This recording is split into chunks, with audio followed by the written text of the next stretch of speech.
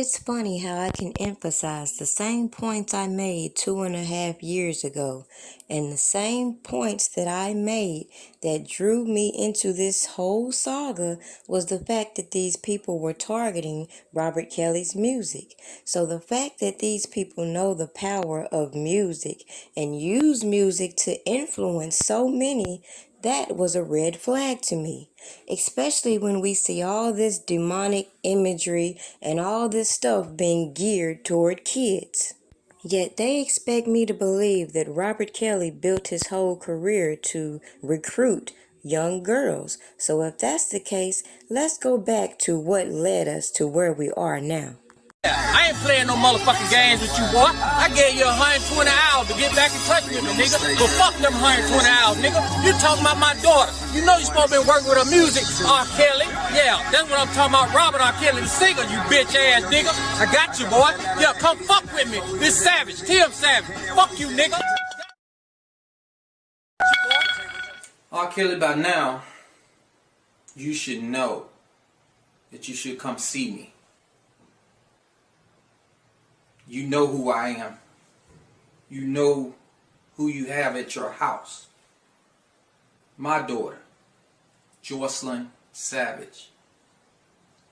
My name is Tim Savage.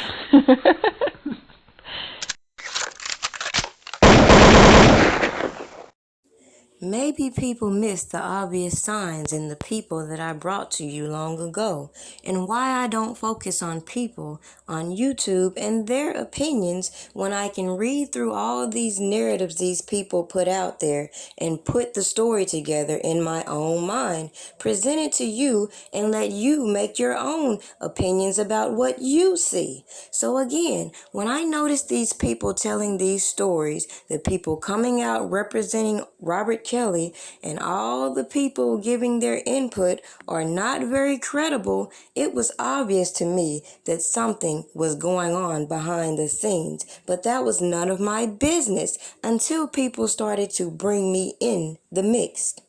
So the more I began to give you reasonable doubt that all these characters acted on their own accord, we would see other individuals infiltrate these support groups, infiltrate these platforms, and continue to put out narratives that make this man look guilty and or associated this man with fraudulent activity these people have put out there just to continue their little business ventures. People got mad at me because I came out here and gave you the facts and told you the only manager who was acting on Robert's behalf, and the fact that that manager was in cahoots with some of these people spreading these narratives. So then when other individuals came on these platforms trying to put the narrative out there that they're the manager or they're pulling some strings to get certain things accomplished, but yet we see this trial occur and nothing is presented on his defense side that would shut down a lot of the nonsense that we know to be bullshit.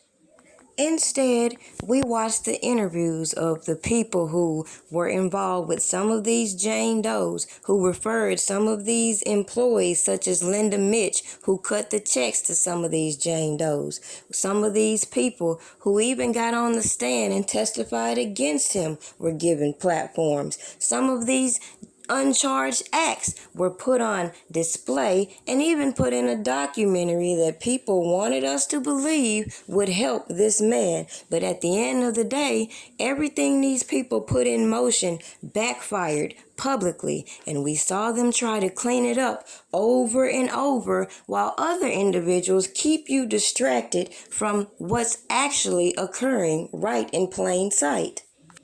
How quickly some forget, I even showed you how Mute R. Kelly infiltrated these groups and why I told you I withdrew from these groups, why I told you I withdrew from dealing with all these people who claim they're supporters, because at the end of the day, I can give my research, my input, and not have to deal with anybody, because at the end of the day, common sense should tell you all, people are working hard to keep this man in jail. well. So hypothetically speaking, if you were doing anything proactive to help, even things with the attorneys, you wouldn't come out here and publicly put it on display. But the fact that that's exactly what these people like to do should be a big red flag to you.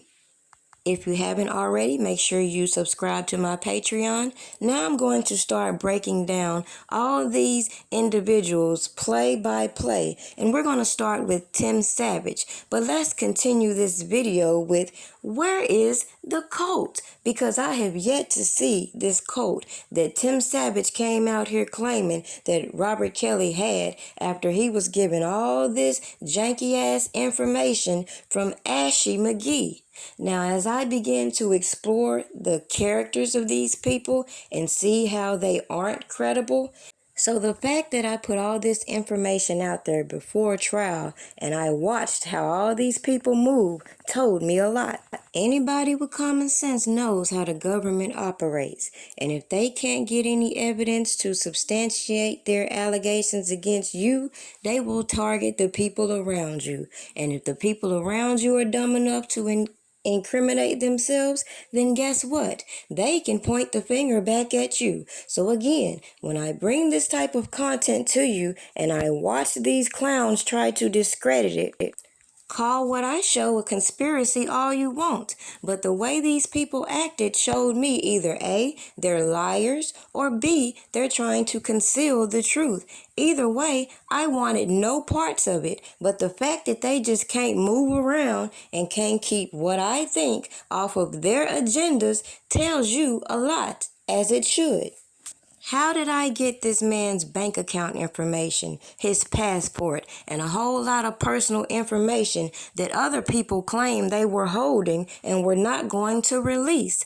Make it make sense. Meanwhile, we see all this cult activity playing out with all these other artists. We see them targeting younger audiences to influence, and these corporations are very aware of these facts and how they put these artists on. These artists appeal to certain age groups, and then all of a sudden you see this shift in their persona. But they want me to believe that Robert Kelly used his career to traffic girls. So if that's the case, same thing I said a long time ago, it should be a whole lot of artists being lined up with these same allegations, because all these artists do similar things on that note.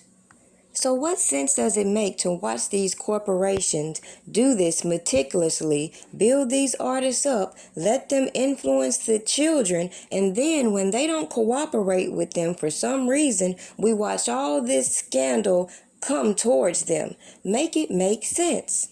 And the sad part is, it'll be people that look just like you in the comments, feeding off of all this negative energy instead of using their own common sense and trying to realize that obviously the government, mainstream media, all these people feeding you these narratives are lying, period.